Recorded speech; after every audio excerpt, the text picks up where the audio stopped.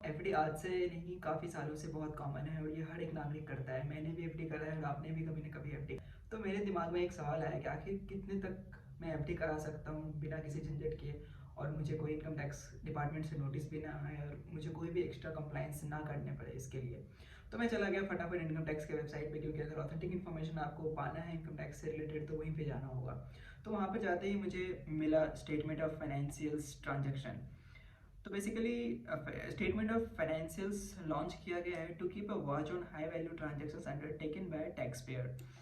तो जो tax payers होते हैं उनके द्वारा कई ट्रांजेक्शन्स किए जाते हैं। मेरे और आपके द्वारा भी कई ट्रांजेक्शन्स करते हैं हम दिन में, लेकिन वो क्या होता है कि वो सिग्निफिकेंट नहीं होता, उसका अमाउंट बहुत ही कम होता है, जिसकी वजह से हमें ये ज़रूरत नहीं होता है कि हम उसे कहीं रिकॉर्ड करें फिर किसी स्टेटमेंट्स के थ्रू इनकम टैक्स डिपार्टमेंट को वो बताएं। तो अगर मैं हाई वैल्यू ट्रांजेक्शन्स की बात करूँ जहाँ पे एस एफ टी एप्लीकेबल है, वो आपको इस पीडीएफ में मिल जाएगा। करीब 13 ट्रांजेक्शन्स सीबीडीटी ने लिस्ट करके रखा है कि अगर आप इन 13 में से किसी भी ट्रांजेक्शन्स को करते हो तो आपको एस एफ टी देना पड़ेगा। इन्हीं 13 ट्रांजेक्शन्स के बीच में मुझे एक एफ डी का सेक्शन भी मिला जहाँ पर लिखा हुआ था कि one or more time deposit of a person aggregating to 10 lakh rupees or more in a financial year.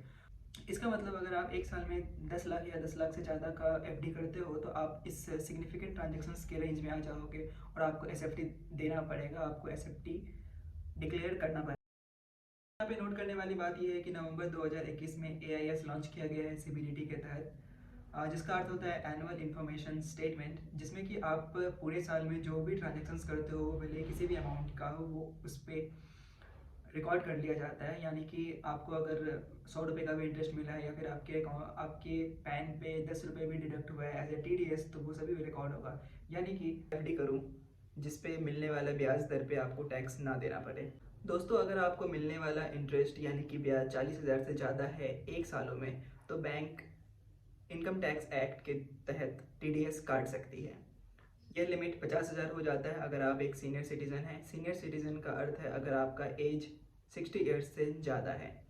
यदि बैंक आपके एफडी पे मिलने वाले इंटरेस्ट पे टीडीएस काट रही है तो आप उस टीडीएस डिडक्शंस को रोक सकते हो, आप इस टैक्स डिडक्शन को बचा सकते हो। चलिए जानते हैं कैसे। और यहीं पर आता है फॉर्म 15G।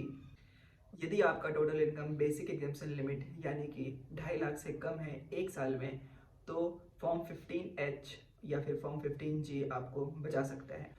फॉर्म 15G और फॉर्म 15H एक सेल्फ डिक्लेरेशन फॉर्म है जहाँ पर हम भर के इनकम टैक्स डिपार्टमेंट को ये बताते हैं कि हमारा इनकम बेसिक एग्जेम्पशन लिमिट से कम है और इसके तहत बैंक टीडीएस नहीं काटती है। तो अब ये इंपॉर्टेंट हो जाता है हमारे लिए जानना कि बेसिक एग्जेम्पशन लिमिट 2.5 लाख है, बट कैलकुलेट कैसे करना है टोटल इनकम को।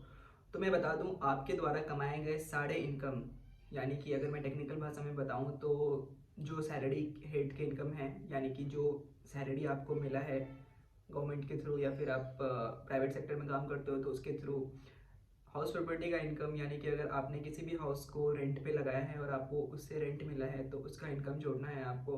फिर आ जाता है अदर सोर्सेज का इनकम। अदर सोर्सेज का इनकम में इंक्लूड हो जाता है कि अगर आपने किसी भी तरीके का इंटरेस्ट रेट कमाया है एफडी से या फिर डिवेंचर्स से या फिर किसी भी प्रकार का कोई भी इंटरेस्ट रेट है। उसके बाद एक आ जाता है बहुत ही बड़ा सोर्स ऑफ इनकम है जो कि है बिजनेस एंड प्रोफेशन से। यानी कि अगर आप एक व्यापार में हो, आपको आपके द्वारा कमाया गया जो बिजनेस का प्रॉफिट है आपको उसे भी इंक्लूड करना है। या फिर आप प्रोफेशन में हो, आप एक टीचर हो, आप एक सीए हो या फिर सीएस हो, सीएमए हो या फिर कोई भी हो, और आप अपने सर्विस प्रोवाइड करके आप जो इनकम अर्न कर रहे हो वो भी आपको ऐड करना है। एग्जाम्पल के लिए हम मान लेते हैं कि आप टीचर हो और आप ट्यूशन कमा के एक साल में आपने 4 लाख रुपये इन्वेस्ट कमाया है, तो 4 लाख रुपये आपके टोटल इनकम में ऐड हो जाएगा।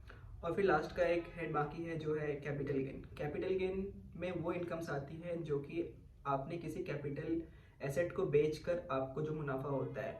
एग्जाम्पल के लिए मान लेते हैं कि आपने 5 साल पहले एक घर खरीदा था और आपने उसे आज बेच दिया है और उसमें आपको प्रॉफिट हुआ है 5 लाख रुपए या फिर 10 लाख रुपए। तो ये जो प्रॉफिट है ये आपको आपके टोटल इनकम में जुड़ जाएगा। या फिर मान लेते हैं, काफ़ी रियलिस्टिक एग्जाम्पल है कि चलो घर तो कोई नहीं बेचता है जल्दी, बट सपोज़ आपने 2 साल पहले किसी शेयर्स में इन्वेस्ट किया था। आपने रिलायंस का शेयर लिया था 50,000 रुपये में और आज आपने उसे बेच दिया है 1 लाख रुपए का। तो इसमें जो होने वाला मुनाफा 50,000 है ये आपके टोटल इनकम में ऐड हो जाएगा। तो ऐसे करके आप टोटल हेड्स के इनकम को ऐड करोगे।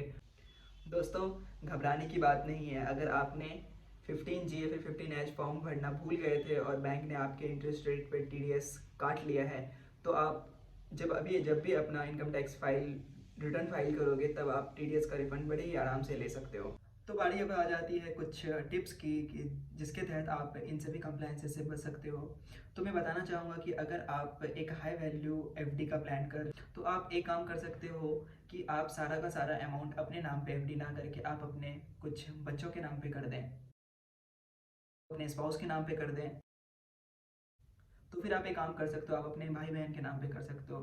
कहने का सिंपल अर्थ ये है कि आप इन सभी अमाउंट्स के लिए डिफरेंट डिफरेंट पैन यूज़ कर सकते हो। धन्यवाद दोस्तों, फिर मिलते हैं। Till then keep your finance in your pocket.